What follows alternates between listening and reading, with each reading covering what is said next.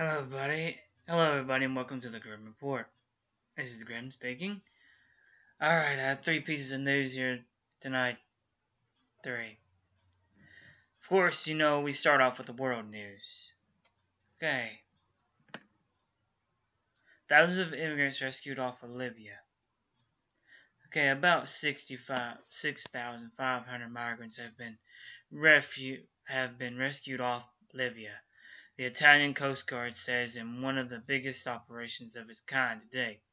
Some 40 coordinated rescue missions took place about 20 kilometers, 12 miles off, basically about 12 miles off Libya's town of Siberia. There's some video footage. I didn't watch it, guys. On Sunday, more than 1,100 migrants were rescued in the same area. The instability of Libya has made the country a hub of people trafficking. Monday's operation involved vessels from Italy as well as the EU's border agency, Frontec. The NGO's proactive Open Arms and Medicine Sans Frontiers.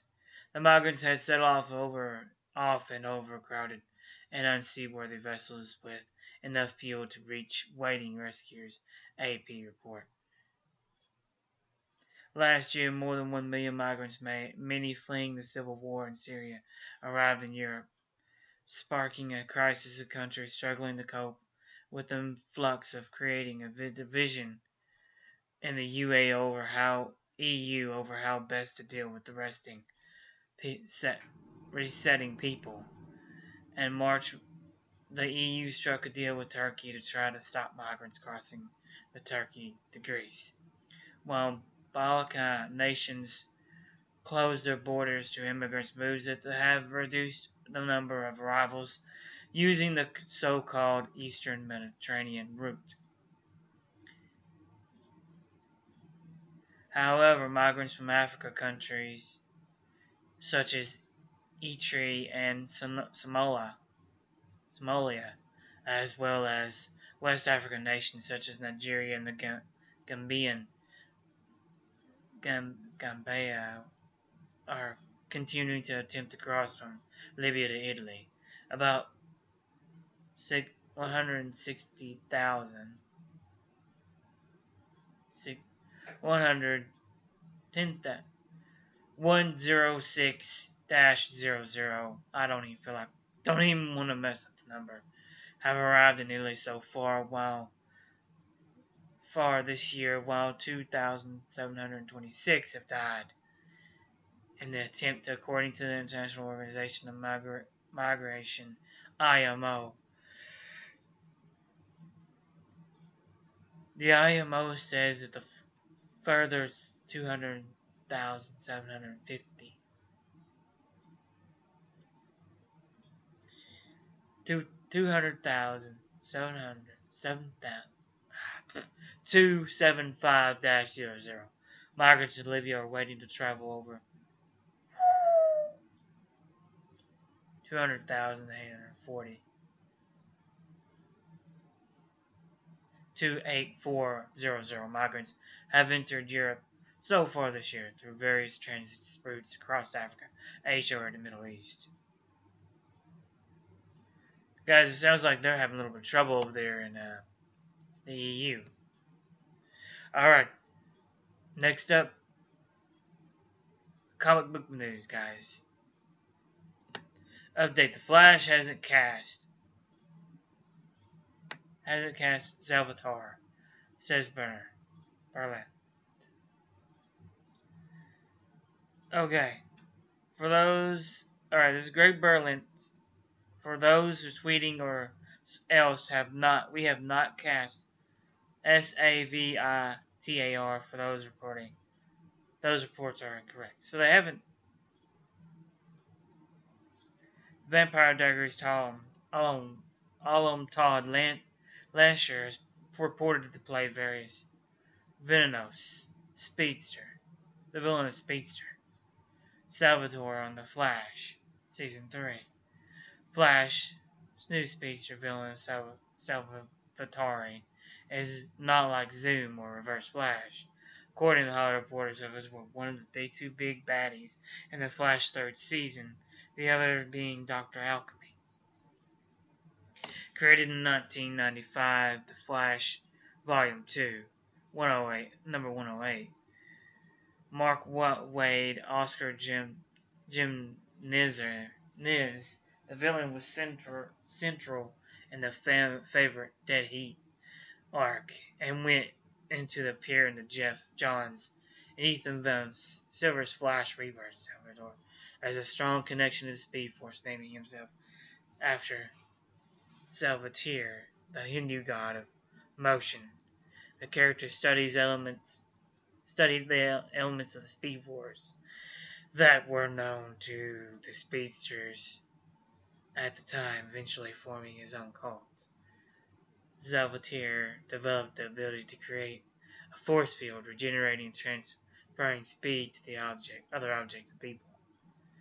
Lasher, starring our antagonistic vampire character Julian, The Vampire Diaries 7 seasons, has appeared in Spartacus, War of the Damned, Bikini Wars, Brothers in Arms, Cronies, and Home and Away. Well, it looks like they got him. The dude says they haven't cast him yet. But yet, the story goes on to say that, the Vampire Games, Alum Todd, let's just call him Todd, is going to be the speed guy, supposedly. Okay. Now for some really bad news, some sad news, guys.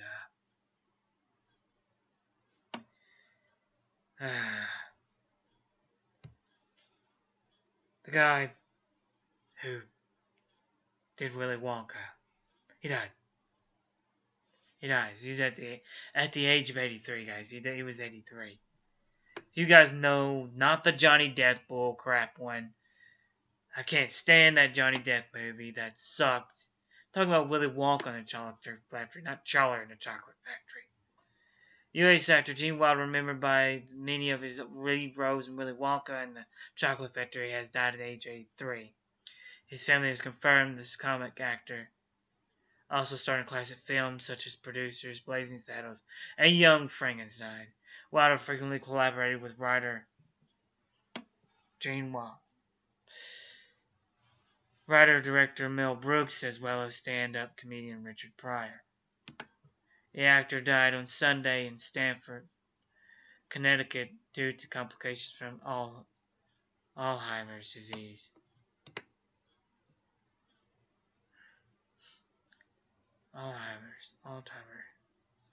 Alzheimer's.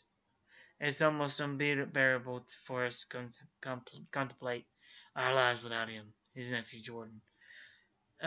Wilder first made waves on Broadway before transitioning to silver screen for a brief role as a kidnapped Undertaker when Bonnie and Clyde.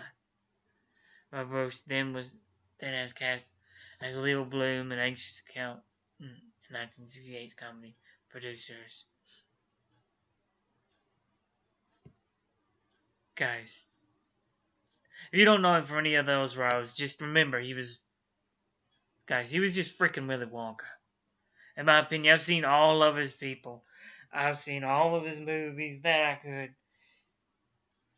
My grandpa loved it. But, yeah. Well, Gene Wildman,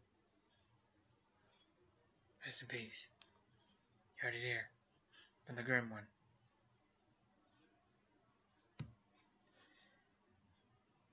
With that said, it is with a heavy heart about Jane.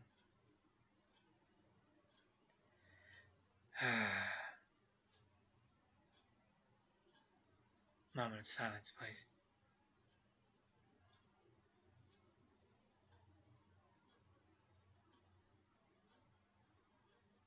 Good actor. Great man, from what I hear. Hilarious in his movies. Hilarious. I might try to find the Willy Wonka movie and just watch it just for old time's sake. Remember when I was in high school? Well, not high school, but when I was younger, when I first saw Willy Wonka and the Chocolate Factory, I laughed all day long. Oh, I loved that movie. I still do. One of the great classics. You know, when a great man like that dies, a good actor like that, and makes you want to cry, but of course I'm not going to cry. I have great respect for these actors, these older actors, these comedy actors. Good ones, not the new ones. But with a good stiff upper lip. It reminds me of a line.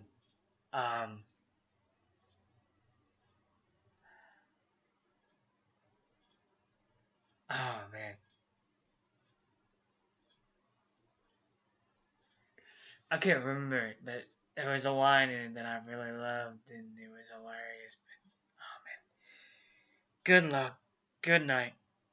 God bless.